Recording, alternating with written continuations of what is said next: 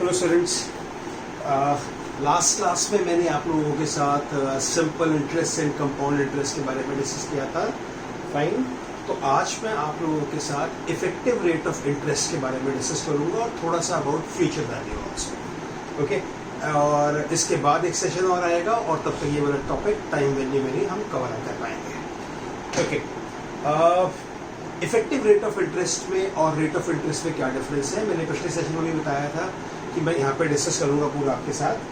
देखो, अगर मैंने सपोज करो कुछ पैसे बैंक में इन्वेस्ट करें 6% रेट ऑफ इंटरेस्ट पे, 1000 रुपीज़ इन्वेस्ट करें एट द रेट ऑफ 6%, तो अगर सपोज मैं आज 2020 में इन्वेस्ट करता हूँ तो 2021 में अगर ये एनुअल है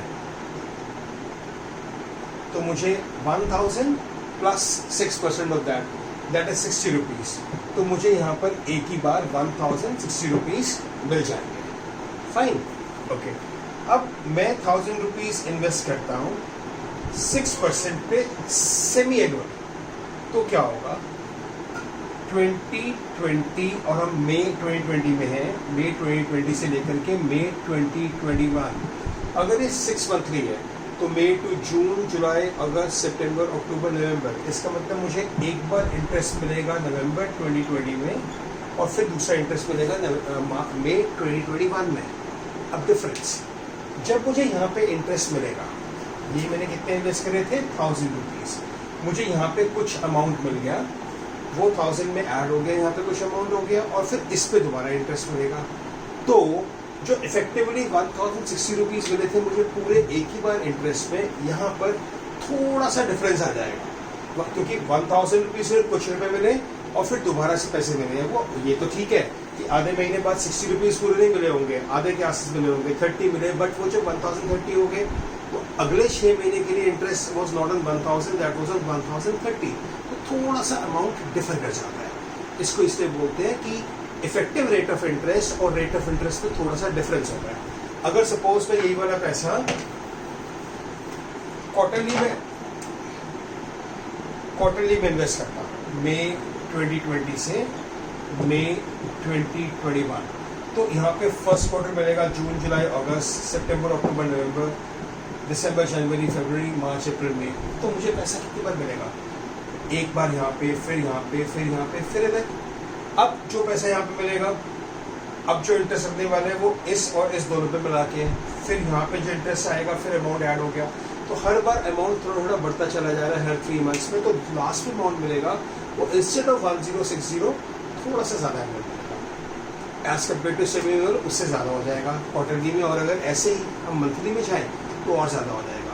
लास्ट सेशन में देखा था ना, हमें जो पैसे मिल रहे थे एनुअली, सेमी एनुअली, क्वार्टरली और मंथली, तो उनमें डिफरेंस आ रहा था। एनुअली में पैसे कम मिल रहे थे और मंथली में सबसे ज़्यादा मिल रहे थे। यही कॉन्सेप्ट है कि वो बार बार ऐड होता चला जाता है, इसलिए जो इफेक्टिव रेट ऑफ इंटरेस्ट है वो थोड़ा सा डिफर करता है।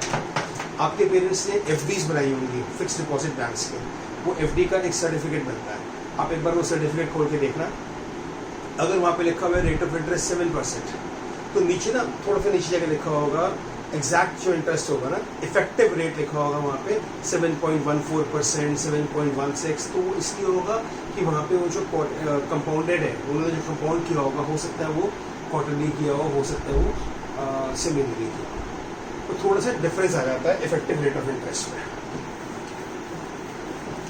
ठीक है, और आज हम पहला टॉपिक ये करने वाले हैं इफेक्टिव रेट ऑफ इंटरेस्ट, हमारी बुक्स का पेज नंबर 4.18, और इफेक्टिव रेट ऑफ इंटरेस्ट का formula 1 + i to the power n minus 1. 1 + i to the power n minus 1 is the basic formula for effective rate of interest. Okay? Page number 4.18. Example number 22. Rupees 5,000 is invested in a term deposit scheme that fetches 6% per annum compounded quarterly. 5,000 is invested. So principal is 5,000. The rate of interest given to you is 6%, but as it is compounded quarterly, तो quarterly में cover करोगे तो आप divide by 4 कर दोगे, आपको मिलेगा 3/2, 1.5%, या आप डिवाइड बाय 100 करोगे तो 0.015 आ जाएगा। Fine. and total number of years given to you is 1. Total number of year is 1, but ये क्वार्टरली है तो 1 को 4 से मल्टीप्लाई करेंगे, वी विल गेट ऋण 4. मुझे effective rate of interest find करना है. 1 plus I, I is 1.5%, raise to the power n 4 minus 1. आप ये वाला वैल्यू प्लेस करो, स्ट्रेट अवे आपका आंसर आ जाएगा. आपकी बुक्स में एग्जाम्पल नंबर 22 में पहले इंटरेस्ट फाइंड किया हुआ है, फिर इफेक्टिव रेट का एक अलग एक फॉर्मूला अप्लाई किया हुआ, जिसमें ये पता लगा कि जो इंटरेस्ट रेट 6% था वो इफेक्टिवली 6.13 बन गया, बट वो एक लंबा तरीका है. नीचे उन्होंने एक शॉर्टकट में भी किया हुआ है ऑल्टरनेट मेथड में, जो मैंने आपको करवाया. सीधा सीधा फॉर्मूले में पुट करनी है वैल्यूज और आपका आंसर आ जाएगा. Fine. So effective rate of interest is 1 plus I to the power n, 1 plus I within brackets to the power n minus 1. Rate of interest वही, अगर एनुअल है तो सेम वही चलेगा रेट ऑफ इंटरेस्ट टाइम. अगर वो quarterly है, सेमीनुअली है या फिर मंथली है, तो जैसे हम पहले डिवाइड बाय 2 मल्टीप्लाई बाय 2 या डिवाइड बाय 4 मल्टीप्लाई बाय 4 या डिवाइड बाय 12 मल्टीप्लाई बाय 12 कर रहे थे, वो अप्लाई करना है. ठीक है. Page number 4.19, example number 23.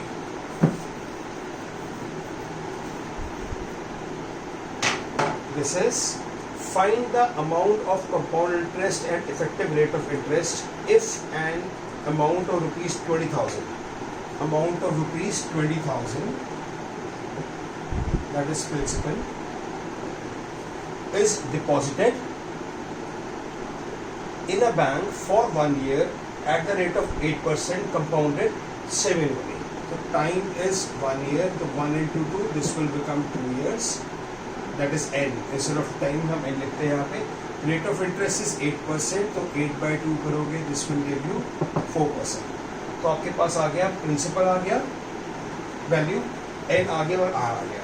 Effective का फॉर्मूला आपको आता ही है 1 plus I to the power n minus 1. आपको effective rate of interest find करना है. Rate of interest 4%, time 2 years. Effective rate of interest is p 1 plus I to the power n. This is 1 plus I, not p. Effective is equal to 1 plus I to the power n minus 1. Values put करो, आपका answer आ जाएगा सीधा 8.16%. Okay. Question was compounded semi-annually, इसीलिए मैंने इसको divide by 2 करा और टाइम को मल्टीप्लाई बाय 2 करा. Fine. Effective rate of interest find करने के लिए. ओके. अब इस क्वेश्चन में ना एक छोटा सा चेंज था बच्चे. इस क्वेश्चन में एक और चीज पूछी हुई थी, वो था find the amount of compound interest and effective rate of interest. तो इस क्वेश्चन में इफेक्टिव रेट ऑफ इंटरेस्ट तो मैंने डायरेक्टली फाइंड कर लिया, बट मुझे कंपाउंड इंटरेस्ट भी फाइंड करना था. अब कंपाउंड इंटरेस्ट फाइंड करने का फॉर्मूला क्या होता है? पहले तो अमाउंट का फॉर्मूला होता है p1 plus I to the power n. ये फॉर्मूला होता है अमाउंट पर. और इंटरेस्ट का फॉर्मूला होता है अमाउंट माइनस प्रिंसिपल. अगर मैं अप्लाई करूं amount is p1 plus I to the power n minus p, तो मैं इंटरेस्ट का एक नया फॉर्मूला बना सकता हूं 1 plus I to the power n minus 1. तो हम इंटरेस्ट का ये फॉर्मूला अप्लाई कर सकते हैं 1 plus I to the power n minus 1. इससे हमारे पास इंटरेस्ट आ जाएगा. इस क्वेश्चन में ये इसलिए करना पड़ा क्योंकि इस क्वेश्चन में सीधा कंपाउंड इंटरेस्ट नहीं बोला गया था, सॉरी सीधा इफेक्टिव रेट ऑफ इंटरेस्ट नहीं बोला गया था. इसमें बोला गया था find the amount of interest and effective rate of interest. तो दो चीजें पूछी गई थी. इफेक्टिव रेट ऑफ इंटरेस्ट से डायरेक्टली फॉर्मूले से आ जाएगा. अमाउंट इंटरेस्ट निकालने के लिए ये वाला फॉर्मूला अप्लाई करें, या अगर आप कंफर्टेबल ना हो तो आप सीधा अमाउंट फाइंड कर दो इस फॉर्मूले से, और अमाउंट में से प्रिंसिपल माइनस कर दोगे तब भी इंटरेस्ट आ जाएगा. जैसे कि आपकी बुक में इन्होंने इस तरह पूरा सॉल्व किया हुआ है. आप इससे कंफर्टेबल ना हो तो अमाउंट निकाल के प्रिंसिपल भी माइनस कर सकते हैं. आई रिपीट, ये इसलिए करना पड़ा क्योंकि इस क्वेश्चन में दो चीज़ें पूछी गई थी, कंपाउंड इंटरेस्ट कितने और इफेक्टिव रेट ऑफ इंटरेस्ट कितना है. तो इफेक्टिव रेट ऑफ इंटरेस्ट के लिए डायरेक्ट फॉर्मूला अप्लाई करा जा सकता है, जबकि कंपाउंड इंटरेस्ट के लिए हमें इस तरह अप्लाई करना. ठीक है.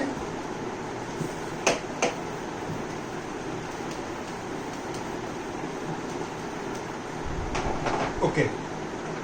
Next question. ऐसे क्वेश्चन इंपॉर्टेंट है बच्चे. Which is a better investment, 3% पर year compounded annually, sorry compounded monthly. एक इन्वेस्टमेंट है 3% कंपाउंडेड मंथली, तो ये 3/12 हो जाएगा 1/4%, मंथली में डिवाइड बाई 12 करते हैं, और टाइम मुझे गिवन है 3% पर ईयर कंपाउंड मंथली और 3% पर ईयर सिंपल इंटरेस्ट। सो टाइम गिवन है 1 ईयर, तो 1 ईयर को 12 से मल्टीप्लाई करोगे, दिस इज 12। अब आपको फाइंड करना है कि कौन सा वाला बेटर है, तो देखते हैं इसका इफेक्टिव रेट कितना आता है। 1 + i to the power n-1, दूसरे वाले का स्टेटमेंट में गिवन है 3.2% फ्लैट, सीधा साल के बाद 3.2% मिल जाएगा। यहाँ पे इफेक्टिव रेट चेक करते हैं, 1 + i is 1/4% to the power n-1। आप इसे सॉल्व करोगे तो आपका आंसर आएगा 3.04%। तो इसका मतलब है कि मैं यहाँ पर पैसे इन्वेस्ट करता हूँ तो मुझे 3.04% मिलेगा, और वहाँ पे इन्वेस्ट करता हूँ तो 3.2 मतलब 3.20% इंटरेस्ट मिलेगा। तो इन दोनों में से ये वाला बेनिफिशियल है। फाइन, कंपैरिजन आएगा कि कौन सी जगह पे आपको इन्वेस्ट करना चाहिए, कौन सा वाला बेटर है। तो यहाँ अगर हम कंपेयर करके देखें, इफेक्टिव रेट ऑफ इंटरेस्ट 3.04% आ रहा है, वहाँ पे एग्जैक्ट इंटरेस्ट 3.2% आ रहा है, तो 3.2 is more as compare to 3.04, इसलिए हमें यहाँ पे पैसा इन्वेस्ट करना चाहिए। ठीक है, okay. So this was about effective rate of interest. Now let us come on to next topic, annuity.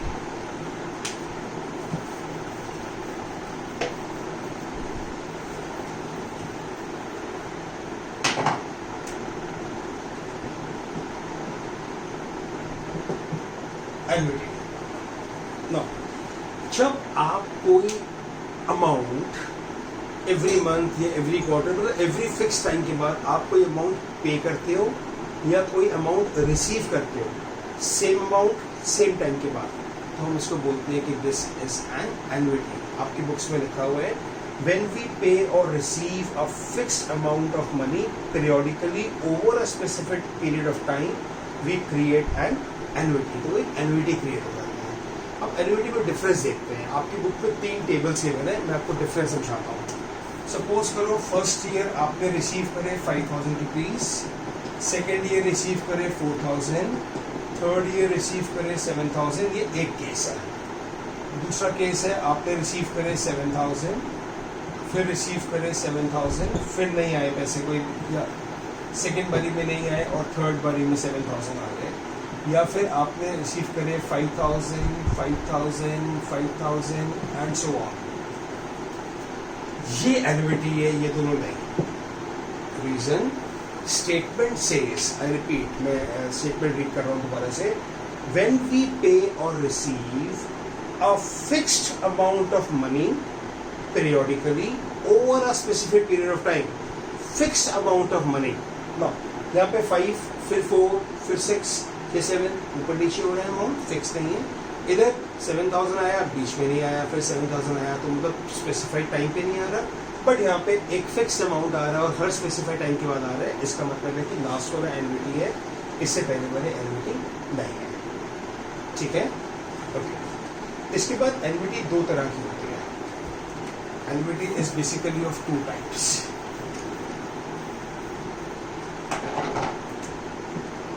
एक है एन्युटी रेगुलर और एक है एन्युटी ड्यू, या इसे बोलते हैं इमीडिएट। एन्युटी रेगुलर में जो पैसा आप देते हैं या फिर आपको मिलता है, that is eight the end of the period. मतलब सपोज करो हर महीने की एन्युटी है, तो आपको हर महीने के एंड में मिलेगा। आपने अप्रैल में स्टार्ट किया तो हर महीने के एंड में मिलने वाला है, ये एन्युटी रेगुलर है। एन्युटी ड्यू होते हैं, आपको एकदम स्टार्टिंग में पे करना है या आपको स्टार्टिंग में मिलेगा। एन्युटी ड्यू या एन्युटी इमीडिएट मतलब स्टार्टिंग ऑफ द पीरियड। मैं एग्जांपल देता हूँ। मैं कार परचेज करने गया, मैंने कार पे लोन लिया और कार की मेरी लोन की इंस्टॉलमेंट आई 15,000 पर मंथ। मैंने कुछ पे किया एज एन डाउन पेमेंट। अब इन दोनों में डिफरेंस क्यों आएगा? अगर तो मैं एन्युटी रेगुलर लेता हूँ, सपोज मैंने जनवरी में कार परचेज करी, जनवरी में मैंने लोन लिया और मैंने डाउन पेमेंट कर दिया, तो मेरी फर्स्ट इंस्टॉलमेंट आएगी फरवरी में, पर मंथ है ना। जनवरी में कार परचेज करी तो रेगुलर वाला अगर मैं लूँगा तो फरवरी में फर्स्ट इंस्टॉलमेंट आएगी। बट अगर मैं एन्युटी ड्यू लेता हूँ, एन्युटी ड्यू, इस पर क्या होगा, जनवरी में मैंने कार परचेज करी, जनवरी में मैंने डाउन पेमेंट करा, तो फर्स्ट इंस्टॉलमेंट जनवरी में ऐड हो जाएगी, फर्स्ट इंस्टॉलमेंट जनवरी में ऐड हो जाएगी।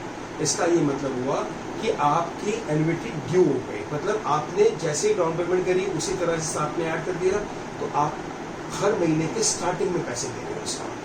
तो बेसिक डिफरेंस है, बेसिक डिफरेंस। एन्युटी रेगुलर में आप पीरियड के बाद पैसे देते हो या आपने रिसीव करने तो रिसीव करते हो, एन्युटी ड्यू में आप स्टार्टिंग में देते हो। Fine, is it clear? या मैं एक और एग्जांपल देता हूँ।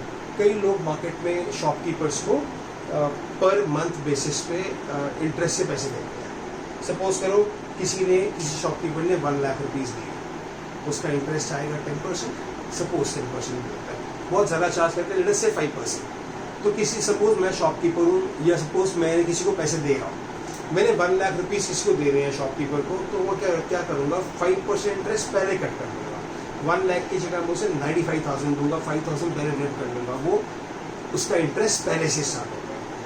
कुछ ऐसा ही ड्यू और रेगुलर में डिफरेंस है। मैं फिर रिपीट करता हूँ, एन्युटी रेगुलर का मतलब है एक पीरियड ऑफ टाइम के बाद आप इंटरेस्ट लेते हो या आप इंस्टॉलमेंट पे करते हो। एन्युटी ड्यू का मतलब है फर्स्ट के साथ ही आप इंटरेस्ट ले लेते हो या फिर आप फर्स्ट के साथ ही आप उसमें इंस्टॉलमेंट स्टार्ट कर लेते हो। फाइन, इसको अभी यूज करेंगे क्वेश्चंस में, फॉर्मूले में थोड़ा सा डिफरेंस आएगा दोनों के क्वेश्चंस को सॉल्व करने में।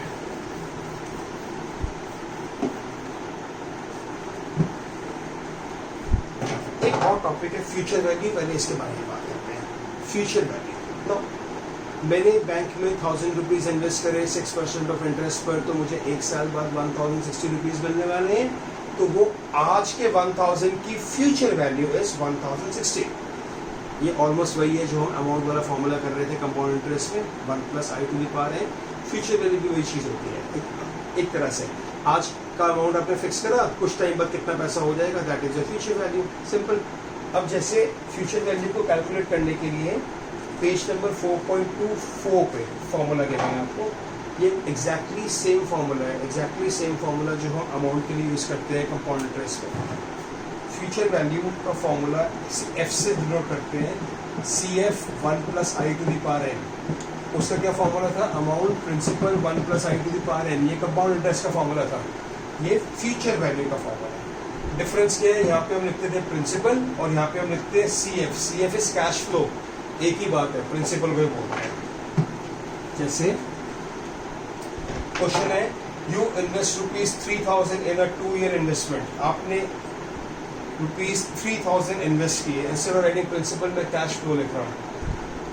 रेट ऑफ इंटरेस्ट गिवन है मुझे 12% और मुझे फ्यूचर वैल्यू फाइंड करनी है और टाइम पीरियड गिवन है मुझे यहाँ पे 2 years। Simple future value is this is 3000, 1 plus rate of interest is 12%, time is 2 years। आप सिंप्लीफाई करो, आपका आंसर आ रहा है 3763.20। एक ही बात है, वही वाला फॉर्मूला मैंने अप्लाई किया जो मैं अमाउंट के लिए यूज़ करता हूँ, principal 1 + i⁻n। Instead of writing down principal we write down cash flow और हम बोलते हैं ये उसकी फ्यूचर वैल्यू है। 2 साल की जगह 5 साल 10 साल होगा डिफरेंस, तो आप यहाँ पे एन चेंज करते जाओगे, रेट ऑफ इंटरेस्ट चेंज होगा तो रेट ऑफ इंटरेस्ट को भी उसके अकॉर्डिंग चेंज करते जाओगे जो भी वैल्यू की बनाएगी। फाइन बच्चे, so this is about future value. और अब आते हैं एन्युटी वाले क्वेश्चंस पे। एक एन्युटी वाला कॉन्सेप्ट है जिसमें मैंने आपको बताया कि एन्युटी 2 तरह की होती है, एक एन्युटी ड्यू और एक एन्युटी रेगुलर। मैं डिफरेंस फिर से बताता हूँ। एन्युटी रेगुलर में आप इंस्टॉलमेंट 1 महीने बाद या 1 साल बाद जो भी टाइम पीरियड है उसके बाद रिसीव करते हो या फिर लेते हो। और सेकेंडली एन्युटी ड्यू के अंदर जैसे ही प्रोसेस स्टार्ट होता है आपको उसी के साथ साथ अपने इंस्टॉलमेंट पे करनी होती है। Fine,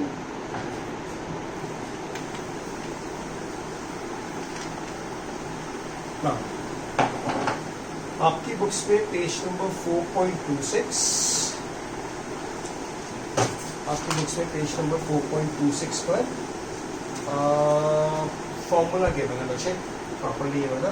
this is if A be the periodic payments, the future value ANI of the annuity is given by A N I, A N I का मतलब होता है कितना एन्युटी हो जाएगा, N is number of years, I is rate of interest, and the formula is 1 plus I to the power N minus 1 by I, 1 plus I to the power N minus 1 by I, और ये हमारा basic formula है। Sorry, मैंने यहाँ पे ए नहीं लिखा, amount से मल्टीप्लाई कर देंगे। क्या होता है अभी एग्जाम्पल से चेक करते हैं। Example number 26, find the future value of an annuity of rupees, annuity word है, एन्युटी ऑफ रुपीज 500 मिल। अच्छा, अब यहाँ पे मैं बोल रहा हूँ फ्यूचर वैल्यू, पिछला क्वेश्चन ही मैंने कराया था फ्यूचर वैल्यू, पर मैं यहाँ पे एन्युटी क्यों अप्लाई कर रहा हूँ? पिछले वाले क्वेश्चन में तो मैंने अमाउंट का फॉर्मूला अप्लाई किया था, पिछले वाले क्वेश्चन में मैंने सीधा कंपाउंड इंटरेस्ट का फॉर्मूला अप्लाई किया था, तो मैं यहाँ पे एन्युटी का फॉर्मूला क्यों अप्लाई करूँ? दोनों में डिफरेंस देखो, मैं स्टेटमेंट पढ़ रहा हूँ।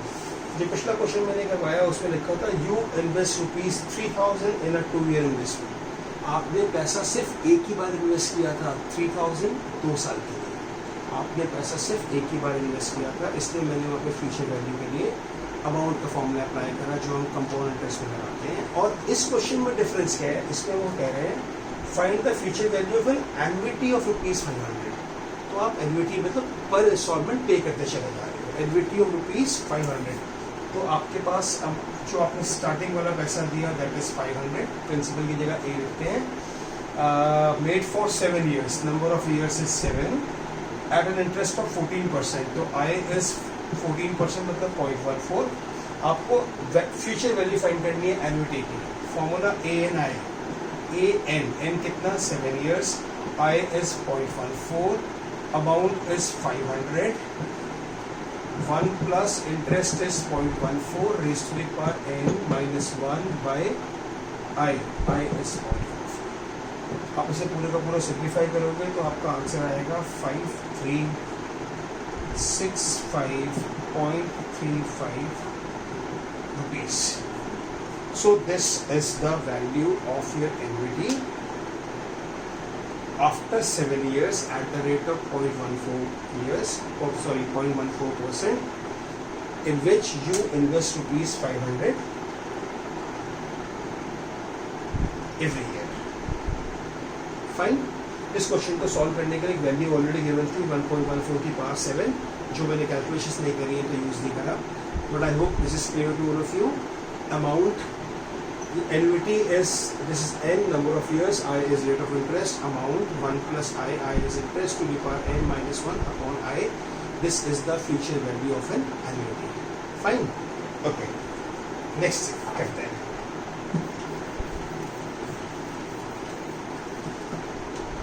Next is rupees 2000 is interest invested at the end of each month. ये ना एंड वाला क्वेश्चन है, पिछला वाला भी क्वेश्चन क्या था, रेगुलर वाला था। अब मैंने ड्यू वाला क्वेश्चन नहीं कराया। रेगुलर मतलब जो end of month, end of year, end of quarter चलता है सारा का सारा। यहाँ लिखा है rupees 200 is invested at the end of each month. तो अमाउंट जो आप इन्वेस्ट कर रहे हो that is rupees 200 in an account paying interest 6% per year compounded monthly. तो rate of interest is 6% per year compounded monthly, तो ये हो जाएगा 0.5%। फाइन। या अगर आप इसे डिवाइड करते हैं और आई की वैल्यू में लेके आएंगे तो 0.005 आपका आंसर आ जाएगा परसेंटेज में। टाइम आपको गिवन है इसके अंदर, इट इज यहाँ पे लिखा है कि 10th पेमेंट क्या कितना हो जाएगा। अब देखो यहाँ पे 10 इसने वर्ड यूज कर दिया पेमेंट, इससे ईयरली यूज करा, तो पेमेंट मतलब अगर मंथली चल रहा है तो मंथली पेमेंट रहेगी। तो इस क्वेश्चन में ध्यान रखना है रेट ऑफ इंटरेस्ट को तो हमने कर दिया डिवाइड बाय 12, टाइम को चेंज नहीं करेंगे क्योंकि टाइम ऑलरेडी पेमेंट पीरियड के अकॉर्डिंग आ रहा है। इसमें ऐसा नहीं था कि मंथली 2 इयर्स 3 इयर्स, तो हम तब चेंज करना था, यहाँ पे चेंज करने की जरूरत नहीं है। सीधा formula amount n is 10, I is 0.005, A is rupees 200, 1 plus 0.005 to the power n is 10 minus 1 by I is 0.005। तो अब सिंपल ये वाली वैल्यूज डालेंगे, आप सिंप्लीफाई करेंगे तो आपका प्रॉपर एक आंसर आ जाएगा दैट इज 2044।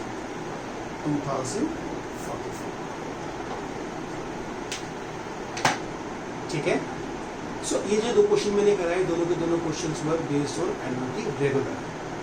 अब अगर एन्युटी ड्यू वाला क्वेश्चन आ जाए, ड्यू मतलब starting of the period, month के स्टार्टिंग में, क्वार्टर के स्टार्टिंग में, 6 मंथ के स्टार्टिंग में, या फिर ईयर के स्टार्टिंग में, तो उस केस में हम क्या करते हैं, लेट अस सी। इसी तरह सॉल्व करते हैं, बाद में बस एक स्टेप एक्स्ट्रा करना है। जैसे ये क्वेश्चन है, Z invests ₹10,000 every year starting from today for next 10 years. Starting from today for next 10 years. तो कितना पैसा इन्वेस्ट किया उसने? 10,000. Amount is 10,000 and time is 10 years. Suppose interest rate is 8% compounded annually.